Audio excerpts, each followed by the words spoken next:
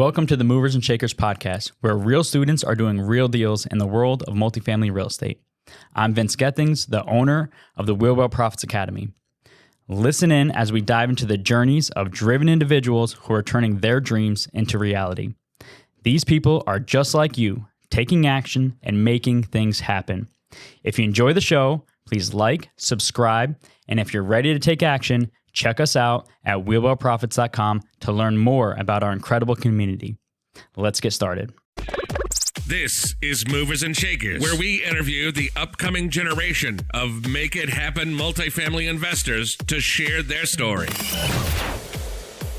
Welcome to the Movers and Shakers podcast. My name is Gino Wheelbarrow, co-founder of Jake and Gino, multifamily investor, educator, father, mentor, and I'm joined by my co-host, Joshua Ryan Rusin, the community director of Jake and Gino.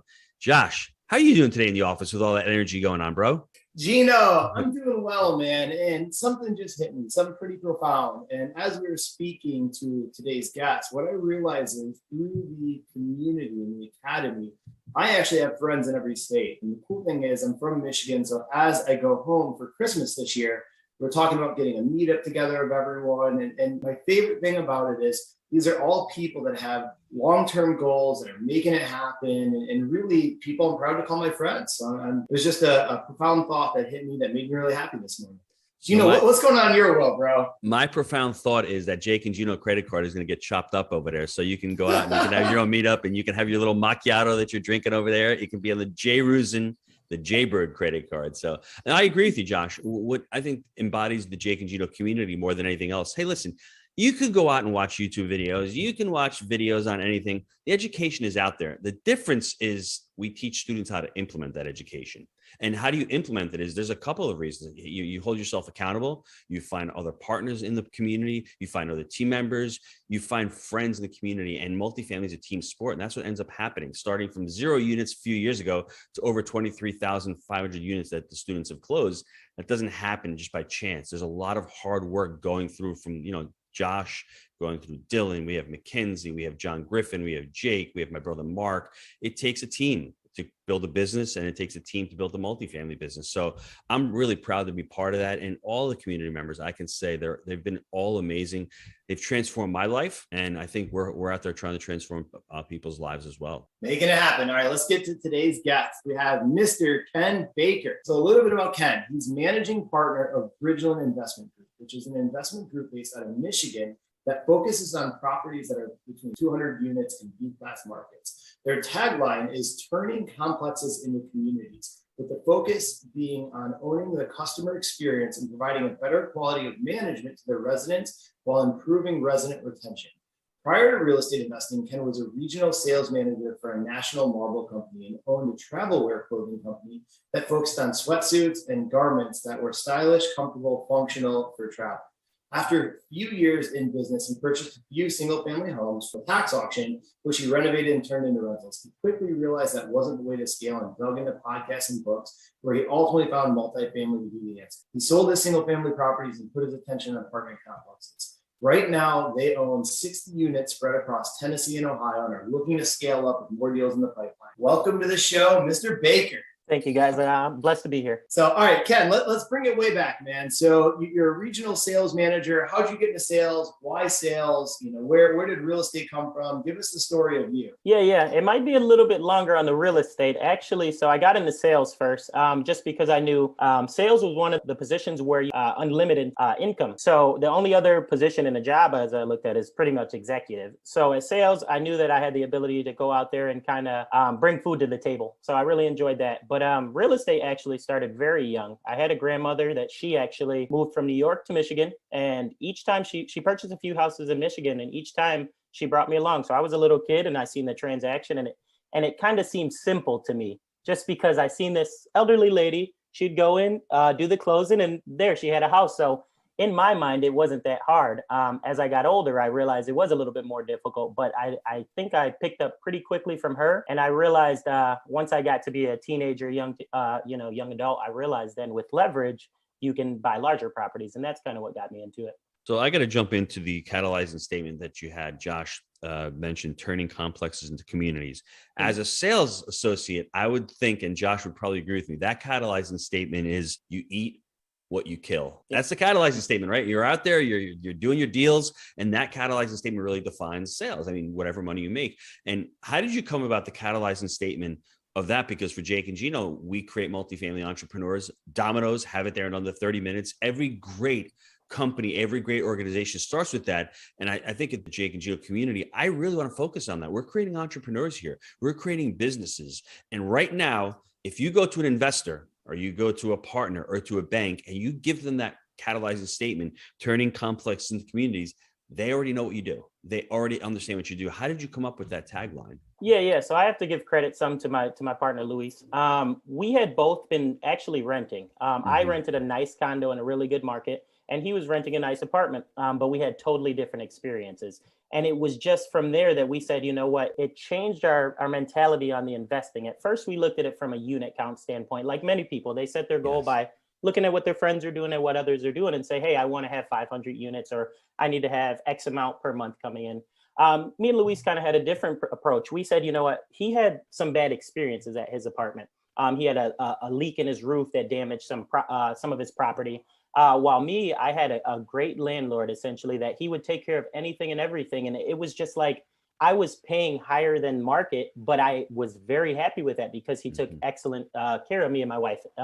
And at the same time, Luis, he said, he was like, you know what, this isn't what we want to do. We want to focus on providing and owning the customer experience. He said, customer experience is proactive. It's when we have an issue, we already know we're going to have issues from time to time, but already have procedures and processes in place to take care of that.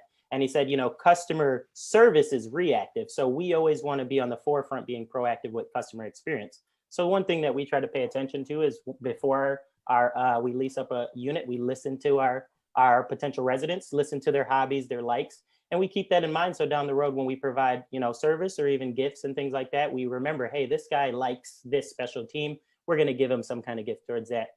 Even, you know, just staying on top with surveys, and even when they move out, asking for, you know, recommendations and referrals. So things like that. It was just from the experience that we both had, and it kind of developed from there to say, hey, we're going to turn these complexes into something that people want to enjoy, and they feel it's a community environment. Music to my ears, Josh. I could start singing a little opera. I'm not going to sing opera. Maybe later, because I'm really happy today, and I got Ken on. But if you look at the book, there's a wheelbarrow there. And what the wheelbarrow means is the three-legged framework. It's buy right, finance right, and it's manage right. And what Luis is doing, customer experience, things that's music to my ears, because that means you're driving NOI in a great way.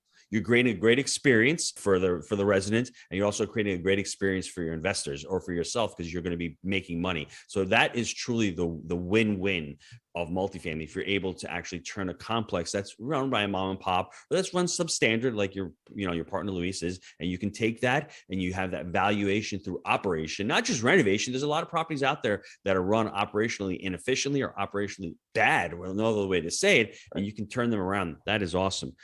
Ken, let me ask you, what problems were you experiencing before joining Jake and Gino? And multifamily, everyone thinks, a lot of us out there think it's pie in the sky. I started with a triplex. We just did a little video with Jake before, and that triplex to me was like, man, I have arrived. I can't get to 50-unit apartment complex. What problems were you experiencing before joining the community? So I guess it was more so we were really studying it almost like a college course. So we would send each other podcasts regularly, books. But the thing was, again, like you said, it was pie in the sky for the bigger properties. So we were, you know, when I first started, it was, I'm going to get fourplexes and live off that income and then figure it out from there. But what we did was actually, we took it serious, like I said, like a course. And we said, you know what, we have to have brokers take us serious. And we had been listening, like I said, we would listen to specific things. We would listen to cost segregation or operating your properties on these podcasts. We would listen into finance. So we were really dialing it in, and we were making offers actually on properties before we joined the community. But we needed to be around people that were actually doing it. We weren't in the vicinity as much. We would go to meetups and such. But once we decided to pull the trigger and get with Jake and Gino, it was like a light bulb turned on. And I always tell people now, looking back, I think it's very important to pay for your education. I think it's very good to learn for free, obviously, if you can, whatever you can, because it's going to get you to a knowledge base to where you feel confident to then talk to people. But when you pay for something and you pay for that education, you take it serious. You plop down that check, you know, it's no longer a game. It's a serious thing that I have to perform. And that was night and day for us. And I'm very thankful for the community because it put us around our partners. It put us around other investors. It's helped us grow so much. And honestly, I see even friends that aren't involved in real estate around me now want to be a part and learn more. So it's been a great experience. Ken, do you mind if I share my experience with what you were talking about as far as paying for education? So for me, when I started out in 2005 and 2006, I had extra money. I went out and I took massive action. I didn't have the education, made a couple of really big mistakes. That's when I decided I need to get educated. And I plopped down a ton of money back in 2009, more than what we're charging now. And at the time, it really held me accountable because you know what? I'm going to be on those Monday lessons. I'm going to the boot camps.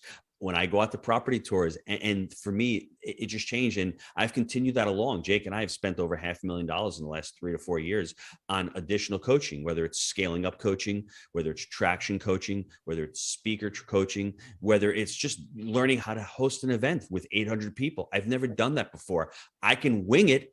But if somebody has the success leaves clues, and you know, you either pay to play or you seek to serve. And if you want to seek to serve, that's great. When you're younger, you can obviously do that. It's going to take a lot longer. I don't look at it as paying. I look at it as investing. And that's what happened to me. When you use that word pay, I used to think that way also, but I'm looking at it this way. You've got that knowledge from Jake and Gino. I've got that knowledge from my mentors and the knowledge I've learned over the last 3 years with personal development, with life coaching.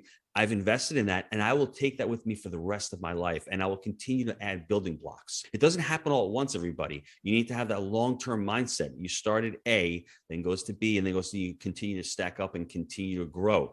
And, you know, the funny thing is, I'll leave you with the Mark Twain quote. It's not what you don't know that's going to get you in trouble. It's what you know for sure that just ain't so. I think you said something big there where it's not a cost, it's an investment. Mm-hmm. And when you reframe yourself that way, it's night and day. And the same thing, we're looking at things like Dan Sullivan's strategic coach and building a self-sustaining business and stuff. And now I look at it with excitement. Like, I can't wait to become a part of this and grow even more. So it's who you become from it. Yes. I love that. And so that quote that I just mentioned is, if you're out there saying, I can't get into multifamily, well, that's something you don't know. If you think you can't, then you never will. That's something that you're assuming, right? If you're assuming that multifamily is just buying a couple of assets and all that, that's not what it is. There's so many different skill sets you need in this business that you can bring. If you're on the sales team, if you're a salesperson, wow, maybe all of a sudden you can go direct to sales and you can find those deals for somebody and partner with somebody that way. If you like more of an operations, well, maybe you can be the boots on the ground. If you're more of the underwriter, liking looking at deals and doing budgets, there's another aspect of it. So there's so many different aspects to this business that when you first start out, you probably have no idea, no conceptualization of it. I didn't. And then when I started learning, I'm like, wow, there's so many different facets to this. There's so many different strategies to this. You can either buy your properties yourselves, you can syndicate, you can use creative financing. There are so many things out there that if you don't immerse yourself with a like-minded community, sometimes that just may pass you by. So you're putting in offers by yourself with Luis. When you get into the community, what ends up happening? What's the difference of those offers going in as far as sharpening your pencil? As far as I remember, I've been on the call with you a few times looking at deals that had a tremendous amount of CapEx, and you're like, Gino, should I do this? So being able to ask coaches and being able to go over the budgets much better. What was the difference between before and after? A night and day difference. I'm the analytical guy. I love underwriting.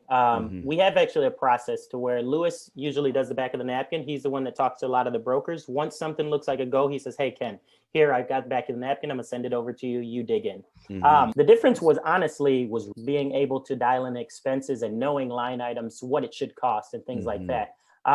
It's great because now looking back and looking at all the deals that we looked at, I mean, I underwrote 214 deals in the past 2 years.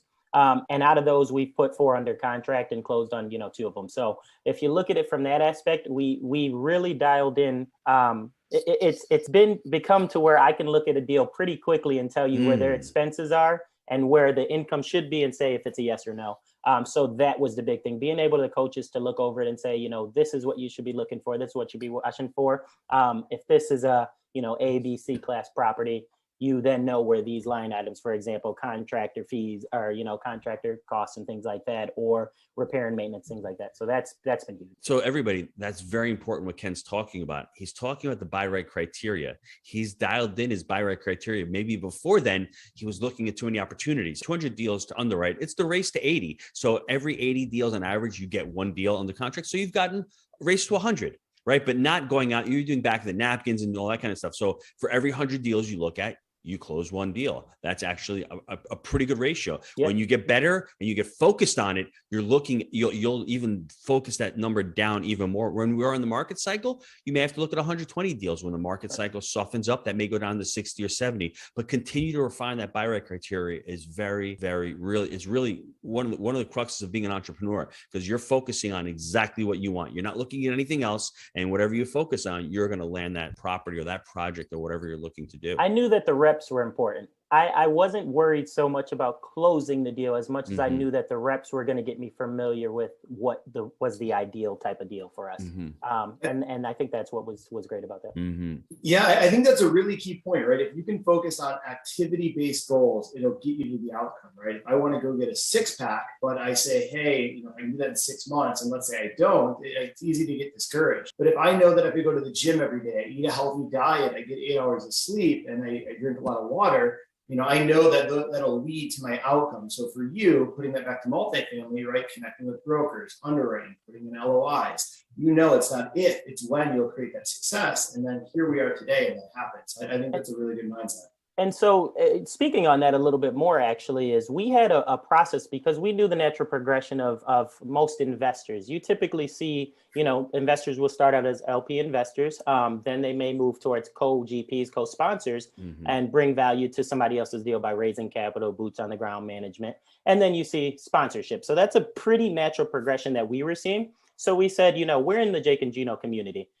We got in this to become sponsors and become joint venture and partners, and eventually, have, vertical integration. So what are the two that we want to focus on right now? We focused on co-sponsorships and finding our own deal. And then we broke it down into steps and targets. So what we did for both of those, we said, hey, where are these co-sponsorship deals and what are the activities we need to do to find those? Well, simply, we have to network. We need to talk to people in the community. We need to talk to investors to where we could say, hey, is there a potential that we could bring some value to your deal? So that was that aspect. Then for our deals, we said, what do we have to do? What is the activity? And that activity was underwriting 3 to 5 deals per week. And so simply we broke those two targets down, and those were our two main focuses. And sure enough, our first deal technically was a co-sponsored deal that we brought capital in somebody else's deal. And 3.5 months later, our deal goes under contract, and that's our JV sponsored deal with us. So we had literally a framework that we worked with to make it happen. That's what I love about you, Ken. You have the ideas. You already know what you want. You just needed a little bit of guidance. You needed a little bit, those few little tweaks have changed, I think, everything for you. Now, you haven't answered, or we haven't asked, which we should have. Why multifamily? Why this vehicle specifically for you? What are you looking to achieve with it? Yeah. So I look at, and me and my partner said something again. I give him a lot of credit because we balance each other out. He said one day before we were even part of the community, he said, Ken, don't create another rat race.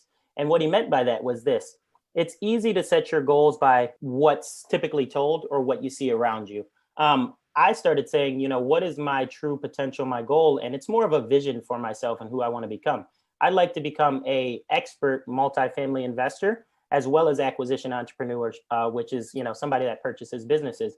And then I broke it down into metrics again to where I said, if I can take 5 to 10 deals and bring them full cycle and hit the metrics that I want to on those deals, in my mind, I feel I'm an expert to myself. And that's kind of what it's the vision that pulls me. So I'm constantly pulled toward that. Anytime I have an obstacle arise, I ask myself, is this how an expert is going to be performing? Is this how they're going to, go about the solution for this? And then we kind of said from there, what is our goal for our properties? And that's where it came up with turning complexes into communities and really focusing on that.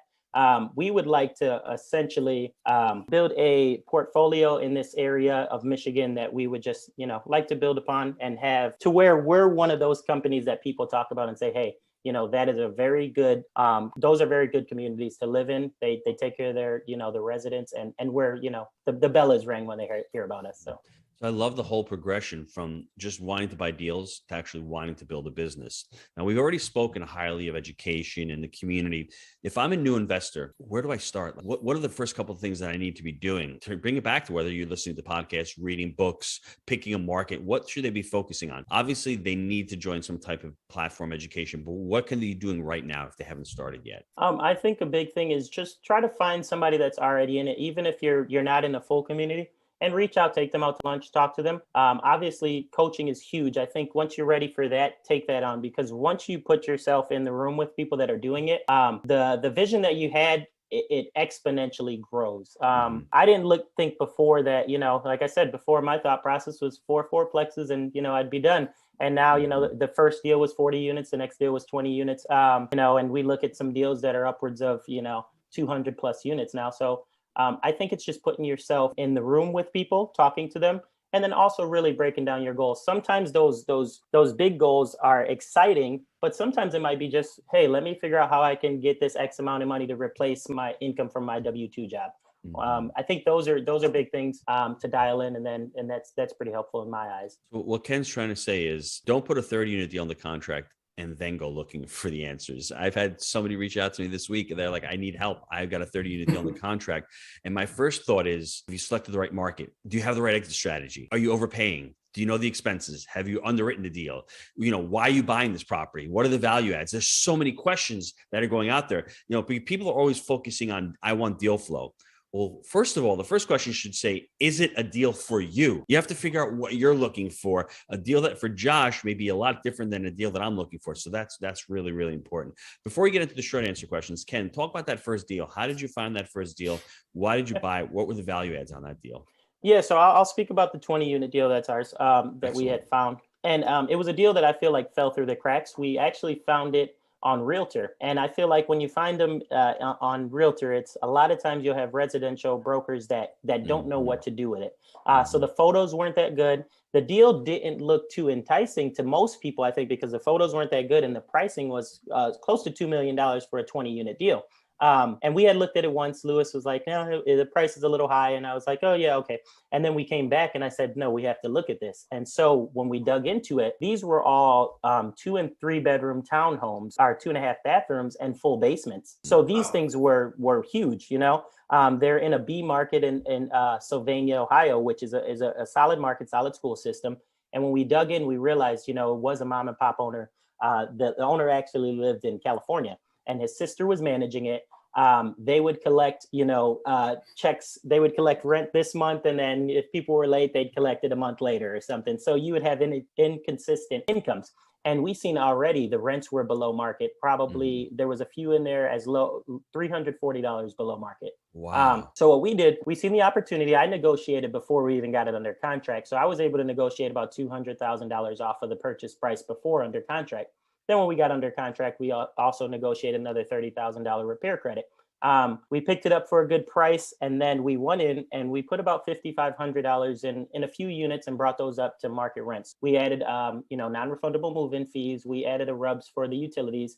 And now within actually 5.5 months, we are able to turn 16 units to not physically renovate all of them, but we were able to bring them all up to market rent. We literally, I think now have 3 that are just a little bit below market rent, but we've been able to hit our second year numbers within the first year. 4 of the units are 3 bedrooms. So those ones are all getting $1,300 or $1,325 if there's a pet.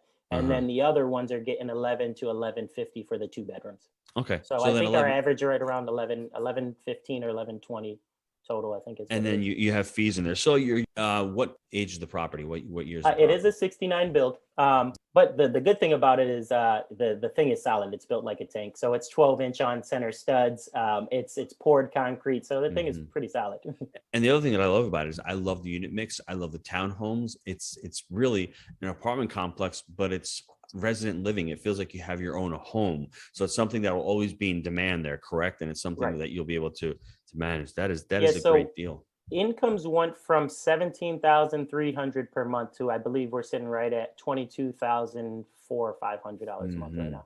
That is awesome. That's great. And how did you finance the deal? So we went community bank. We actually at the last hour, had a bank fall out. I had to contact you guys and figure out what to do. Sure enough, I actually had a local bank that I've banked with for 20 plus years. They picked it up and they said, we like the deal.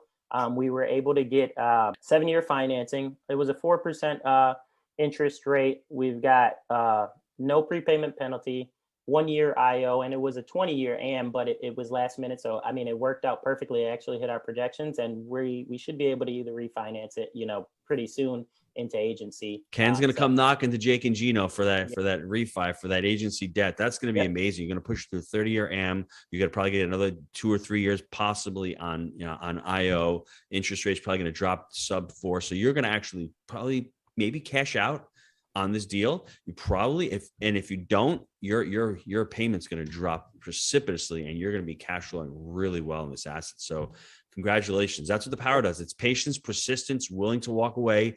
Think big, start small. 20 unit may seem like a really small deal to a lot of people, but that 20 unit deal is going to create momentum. All of a sudden, Ken's got a platform where he can show his investors and his other partners that, hey, we've got this 20 unit deal. This is what our business plan looks like.